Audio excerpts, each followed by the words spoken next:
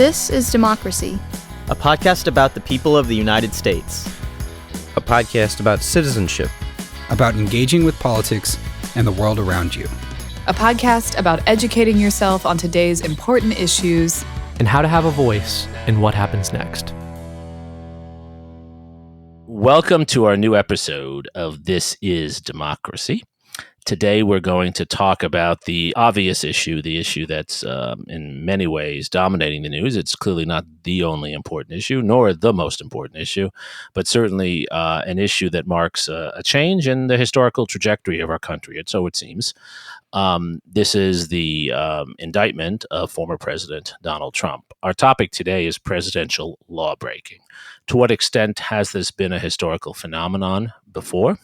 What makes today different? Is it different in any way? And most important, our common theme week in and week out, what does the history of our democracy tell us that's useful in navigating and making sense of the world today? Our goal today, as usual, is not to take a partisan position, but to better understand the nature of our democracy and how current events relate to the historical trajectory of our democracy and where we might go from here.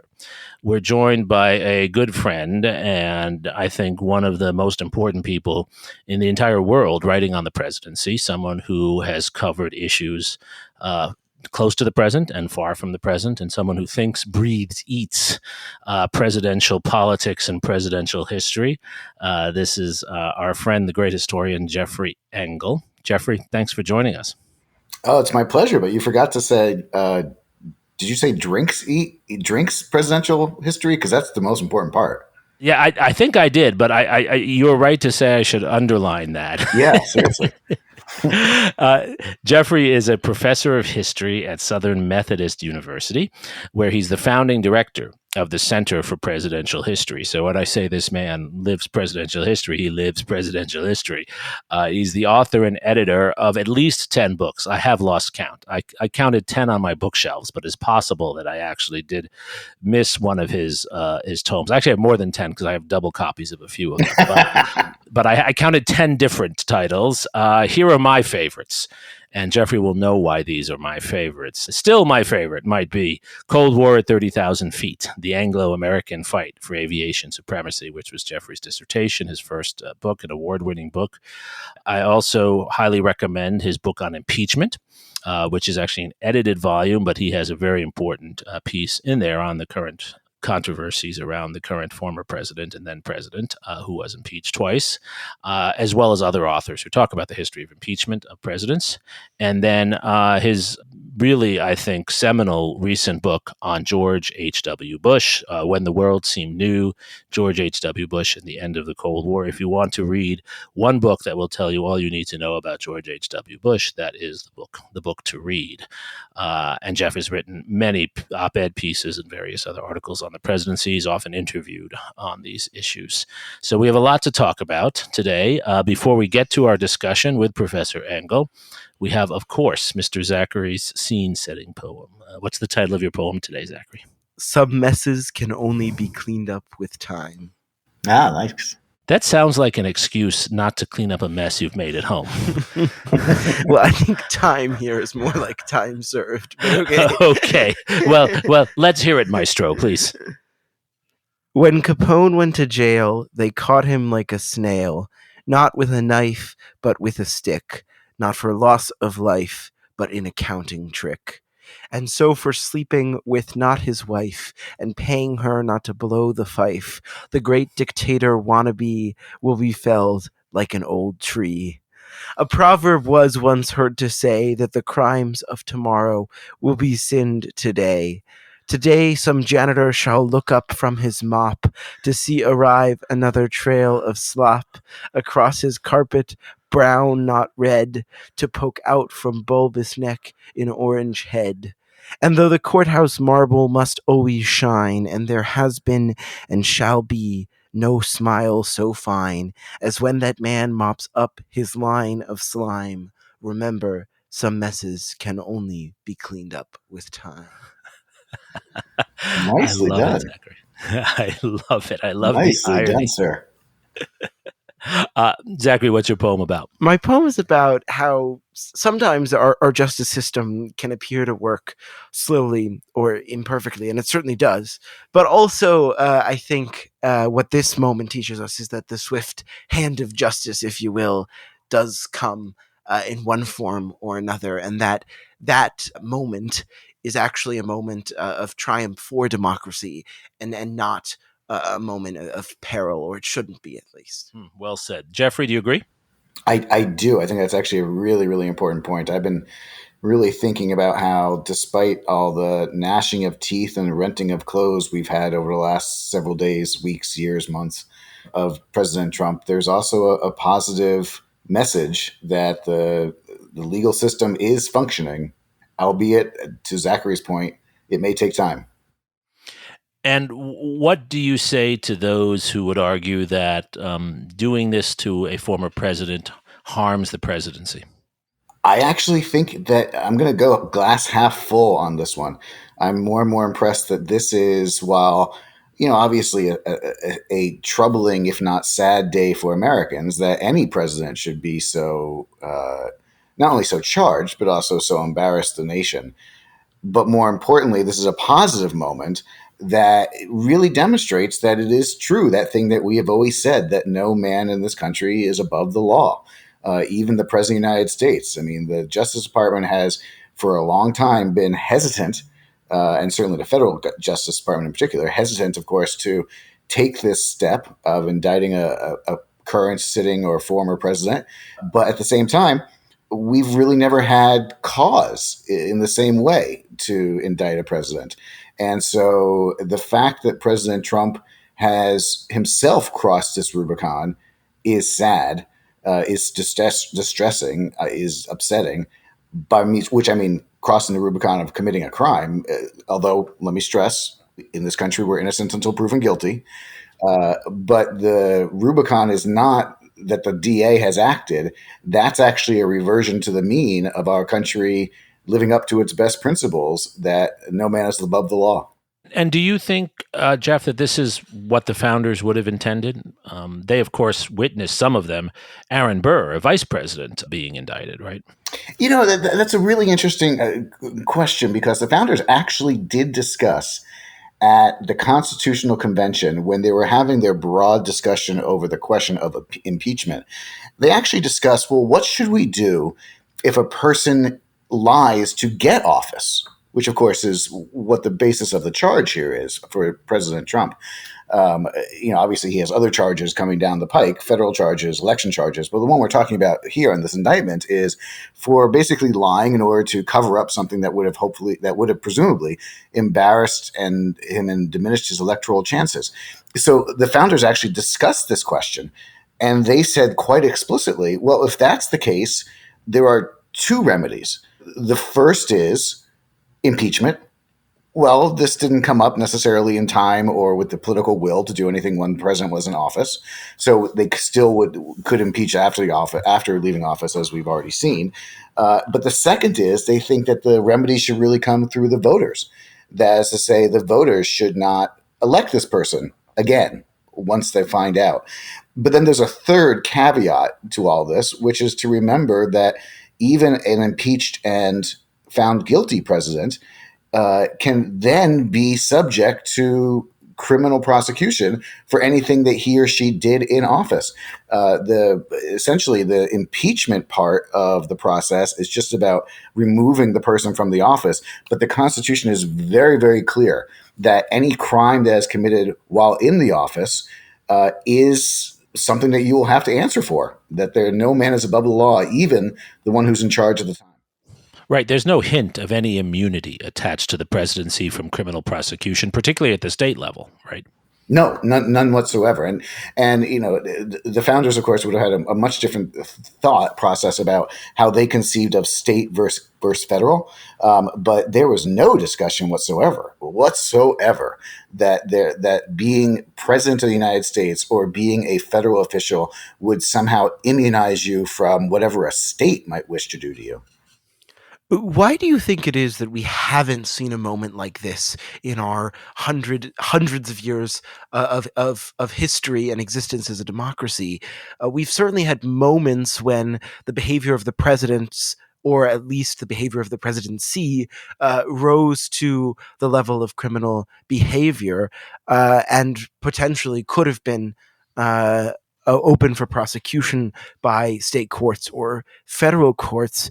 And in some ways, many of those crimes probably would have been charged in other democracies. Why do you think it is that as a society, we have in the past at least been hesitant to charge presidents in that way? Well, the reason that we've been hesitant to charge presidents is because, we hold them up as the symbol of the nation united. There is the only office in the entire country that every American votes for.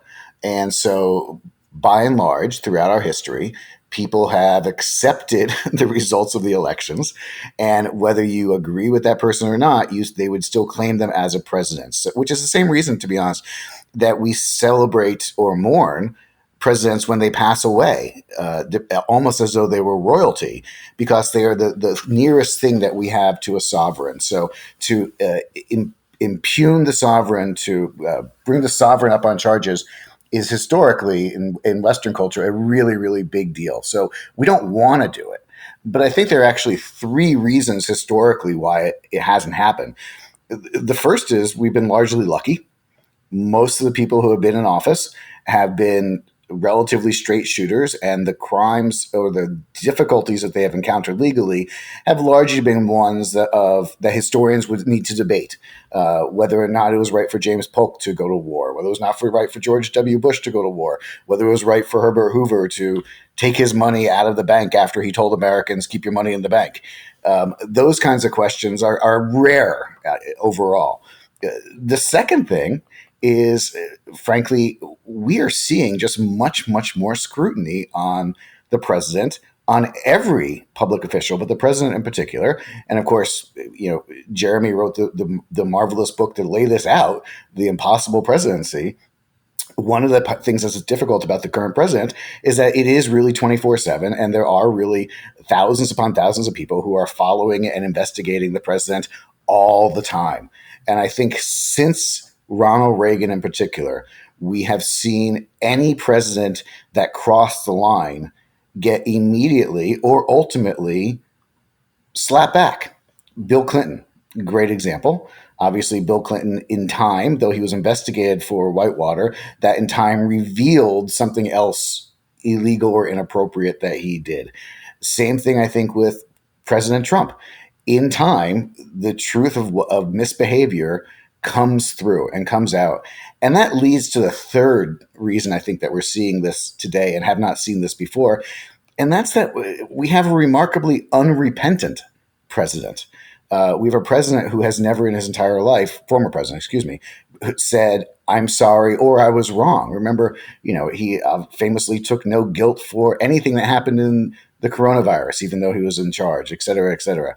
So the fact that President Trump left office railing against the system, trying to undo the system, and thumbing his nose at the public and at the legal system, I think adds justification to the sense that this is somebody who needs to be brought to justice.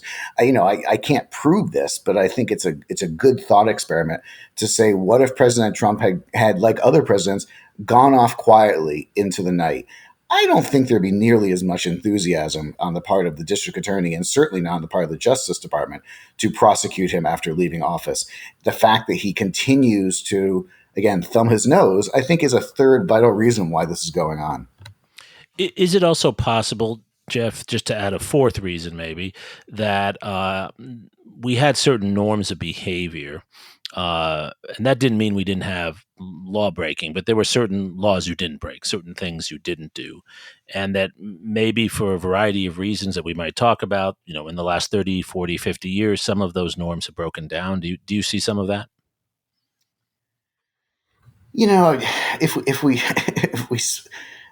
we really think through what Donald Trump is being accused of in this New York indictment, he's accused of having an extramarital affair, though I don't actually think affair is the right word. I don't even know what to call it. Tryst? Let's go tryst.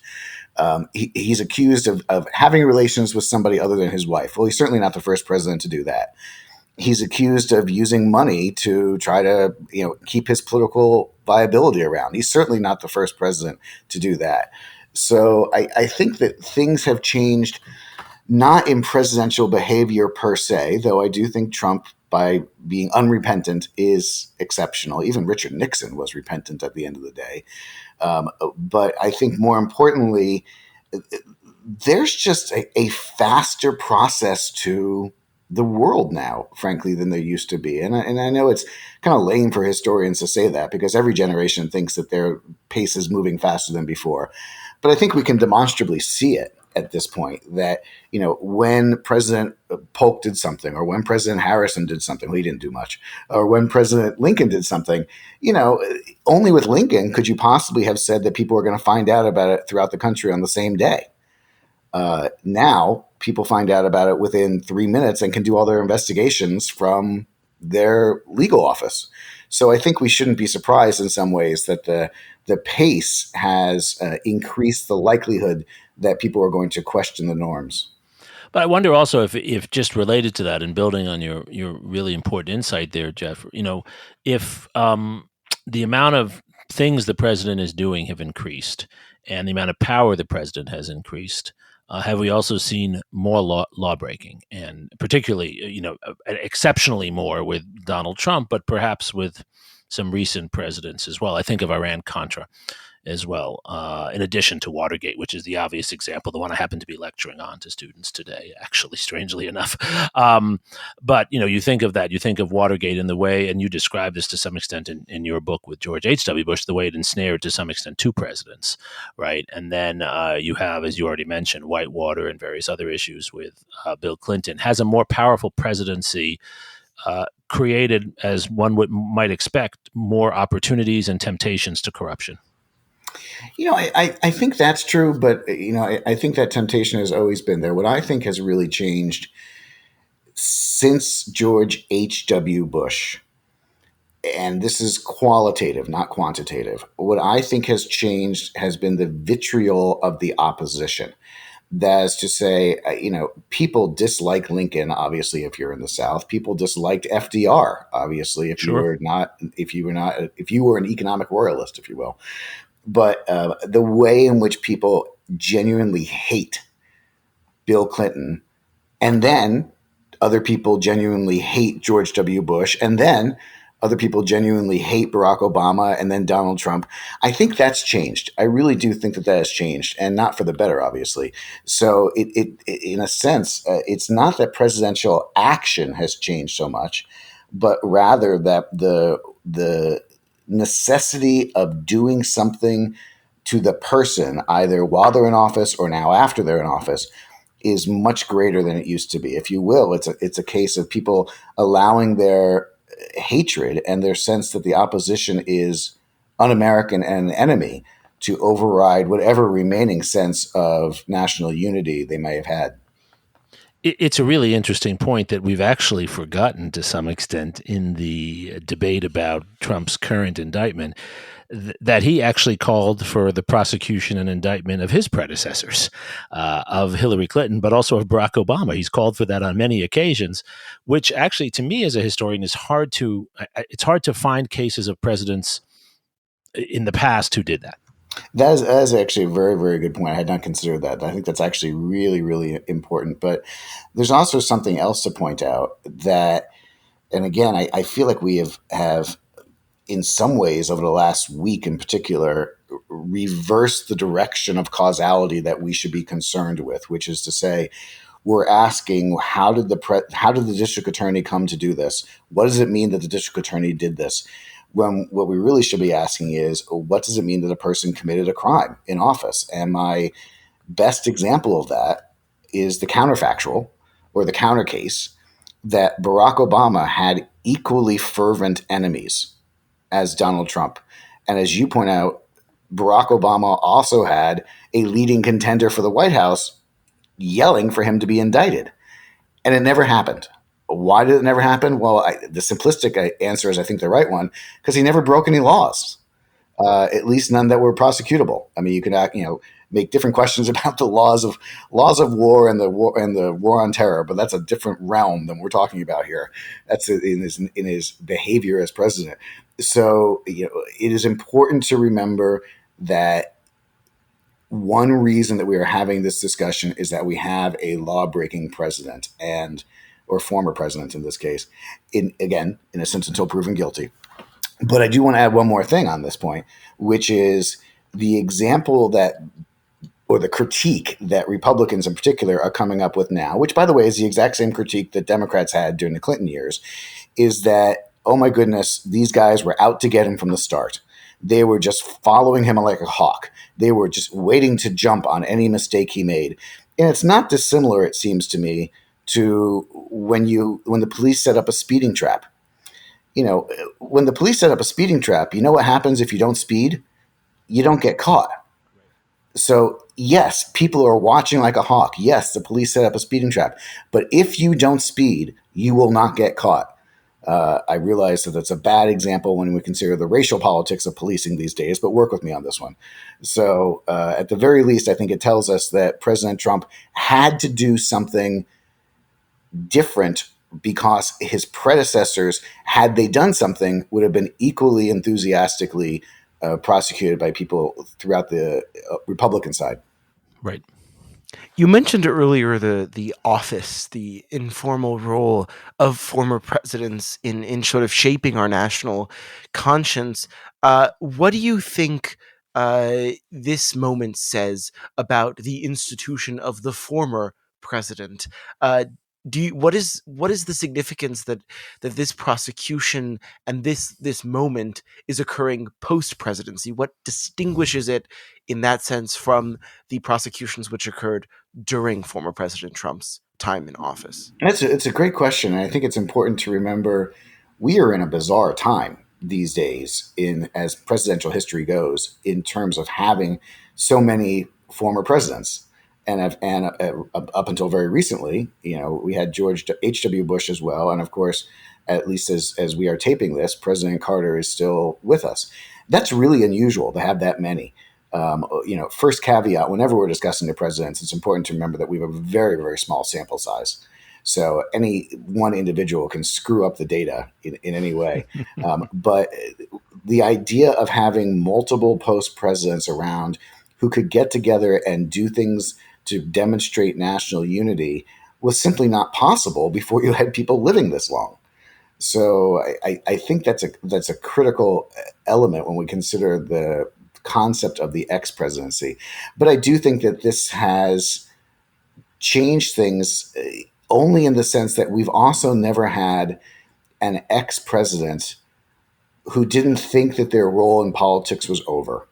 Now, obviously, presidents never leave politics, even when they leave office, from Dwight Eisenhower to George W. Bush, and I could come up with 100 other examples. Presidents are still important, influential. They're deal makers within the party. Their voice carries weight. But we've never before had a former president, well, I guess back to Grover Cleveland, who considered themselves still part of the day-to-day political future of the country. And so I think that is a more fundamental change in the post-presidency than what has happened to Donald Trump in this context. I think back, Jeff, just building on that point, to Lawrence Walsh, who was the special prosecutor for Iran-Contra with Ronald Reagan.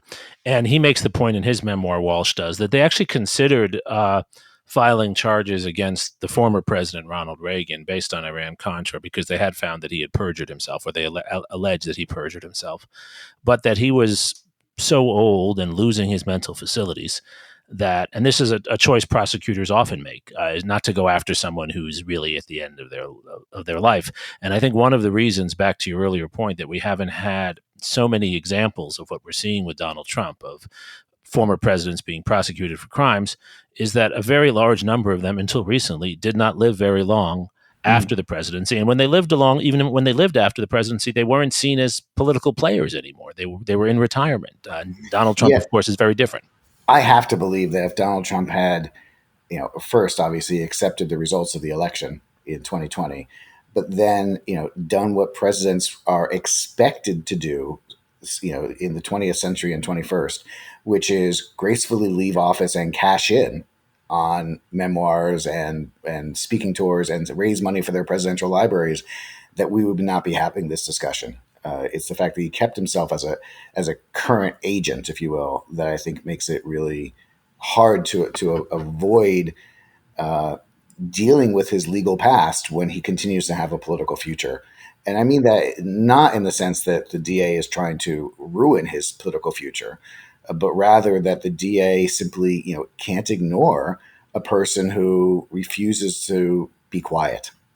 Most people are quiet about their crimes. Right. And someone who potentially continues to commit crimes, right? That would be the Mar-a-Lago document issue. I mean, it's not that he's simply a past criminal or alleged criminal. It's that he's an alleged continued criminal. That also motivates law enforcement, it seems to me, which would be different from even to some extent a Richard Nixon, who, he remains someone who issues opinions, but is not a political player, not seeking to go back in office. To go back to your example of Reagan, and this is really, frankly, what I'm about to say is more in your chronological bailiwick than mine, so I really want your opinion on this. My sense is that, remembering that Reagan came largely in the wake of Watergate, that there just was not a lot of enthusiasm, not only to prosecute an old man, but also there was not a lot of enthusiasm to say, really, we're going to, have hearings and impeachments potentially for the next elected Republican. Right. The absent Watergate, Iran-Contra would have been even bigger, I would argue. And so it's been a while since Watergate. That's right. I think that's definitely part of it. Jeff, do you think that law breaking by presidents, however, is an old story? Is it that the scale might have changed, but that it's part of the history and maybe something that, as historians and citizens, we should spend a little more time studying? I don't. I have to say, I'm more troubled by presidents, exceeding their constitutional authority than I am by law breaking. And of course, the lawyers, if they were involved in this discussion, would say, of course, everybody knows that there is such a thing as sovereign immunity, that the president can't be prosecuted for his actions in office if he's following the duty of being the president. It's only if he goes beyond the professional obligations of the office that he could be prosecuted, any sovereign.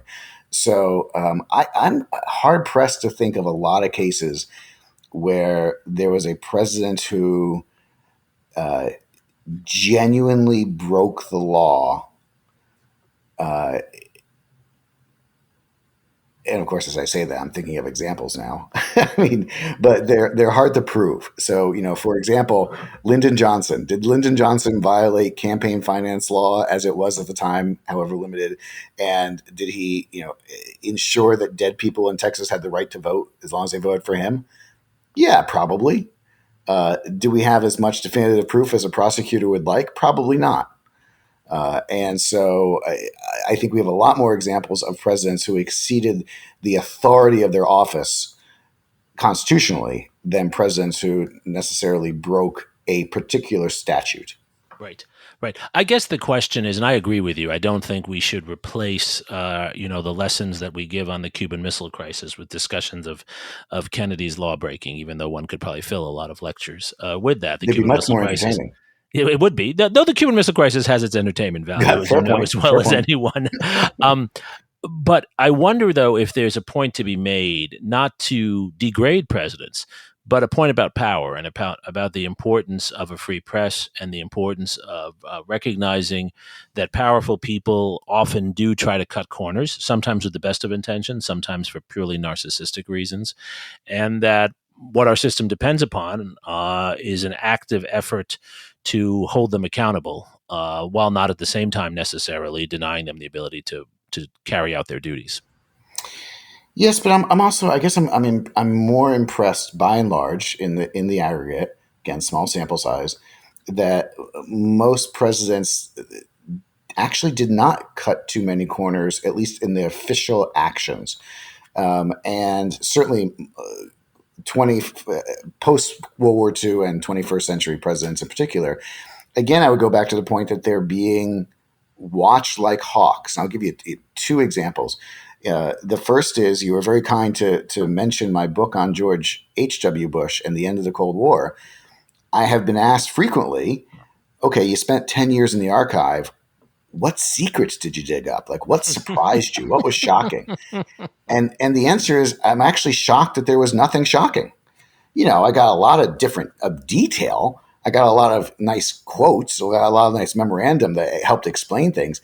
But there's only one thing that happened in the George H.W. Bush administration that I can think of where I said to myself, wow, nobody knew that at the time. That is to say, people knew that there was Soviet-American tension. People knew there was Chinese-American tension. It's not a shock. And so to give another example, I'm a little hazier on the details of this, but when Sandy Berger was National Security Advisor and President Clinton was trying to deal with Yugoslavia, somebody in one of their meetings said, "Boy, wouldn't it be great if the guy just died, Milosevic?" And Berger stopped the meeting in order to say, "For the record, it is illegal to assassinate someone, and we are not discussing that." Now, who in the room was going to report that? I don't know. But presidents are so worried in the post-Watergate era that the things that they do might get found out that I think they take extra precaution. Now, granted, that was a national security advisor, not a president. But the point is, that's the general tenor of most White houses, and certainly not the Trump White House. And remember, can I go back for a second? Sure. Remember, President Trump played fast and loose with the law openly in a way that was, I think, really remarkable. And the examples are legion. My favorite is during his first year in office, he met with Native American leaders about potential oil drilling on their lands. And he basically said, you know what you need to do? You need to ignore the EPA. You need to ignore the law. Just trust me. Ignore it. I'll make everything fine. And he said this in front of cameras. So the fact that President Trump was willing to see himself as more of a royal or imperial president than most perhaps should not surprise us that he winds up getting ultimately caught on the bad side of a prosecutor. I think what's interesting too about this particular case is that what's at hand is crimes largely committed before taking office. So I wonder, do you think there's a sense then in which we need to hold our candidates for office to a higher legal standard, even if they are to be constrained by the office of the presidency, they can still hijack our political and electoral processes, as former President Trump is accused of doing. So I'm gonna maybe I'm Pollyannish about this, but I'm still gonna fall back on the idea that Trump is exceptional, maybe sui generis, which is to say the normal laws of political gravity have never applied to him.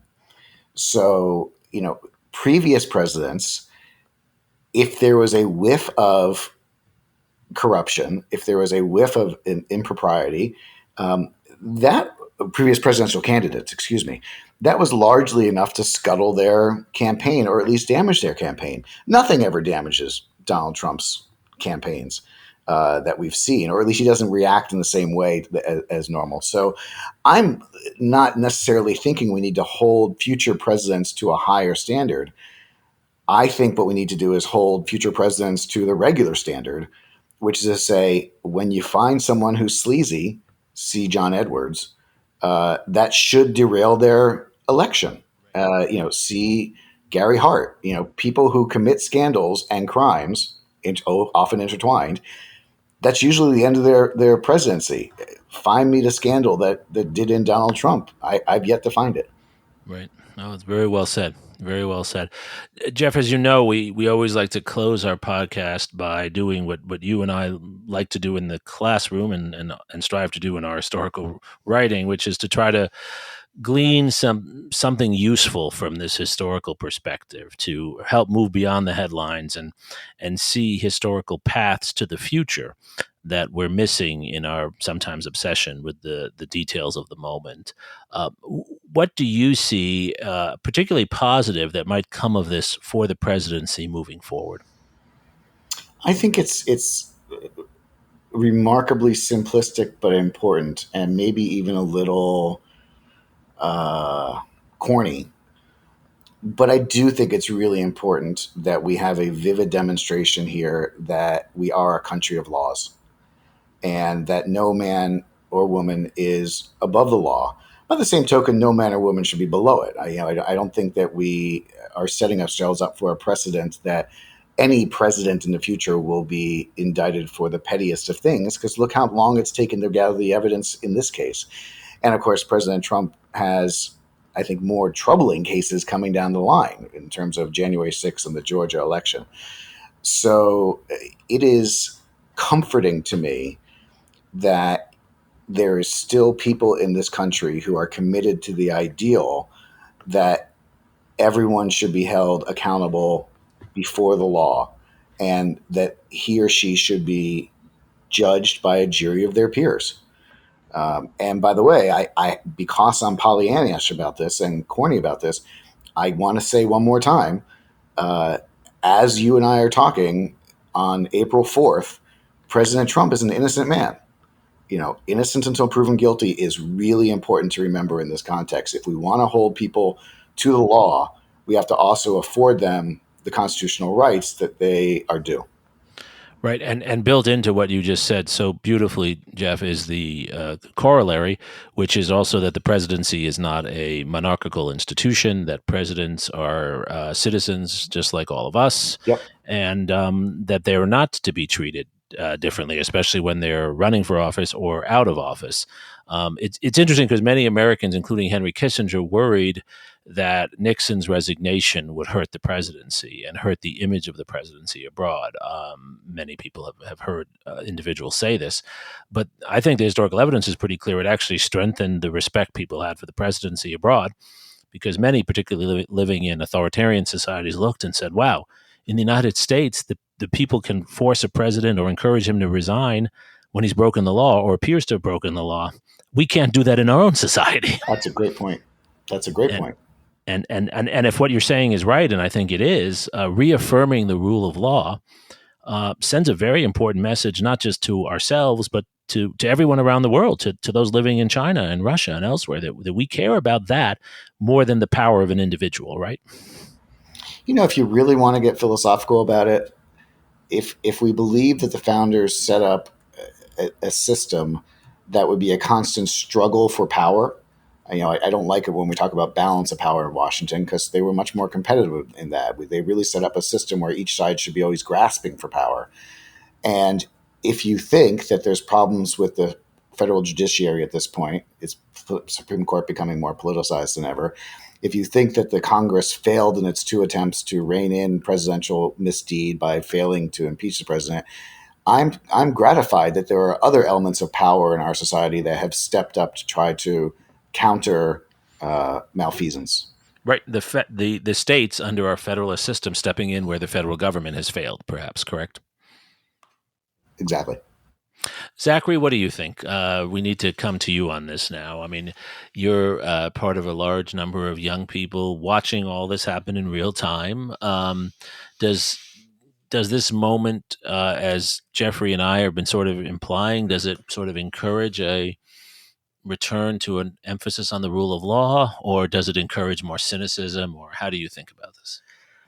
I think it does encourage cynicism to a certain extent, but I think hopefully it's also in some sense a nice helpful dose of disillusionment, because I think we often have this sense as young people that our political leaders are never held accountable, or are never face the music, if you will.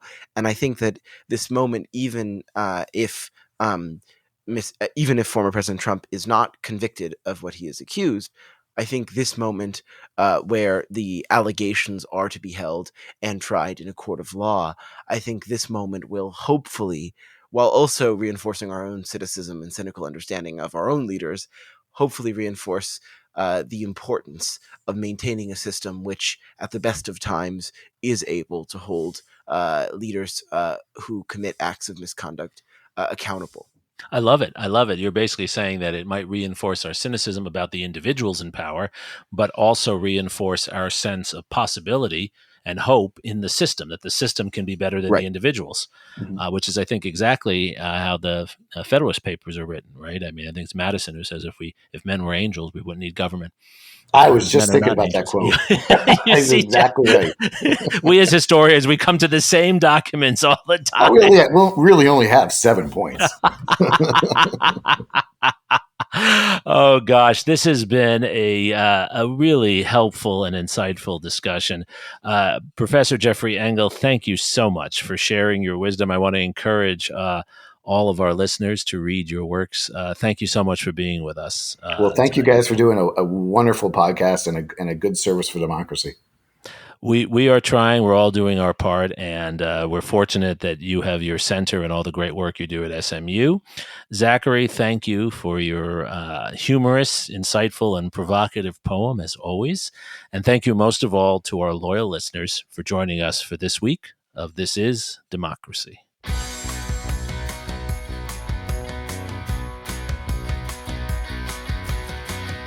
This podcast is produced by the Liberal Arts ITS Development Studio and the College of Liberal Arts at the University of Texas at Austin. The music in this episode was written and recorded by Harris Codini. Stay tuned for a new episode every week. You can find This Is Democracy on Apple Podcasts, Spotify, and Stitcher. See you next time.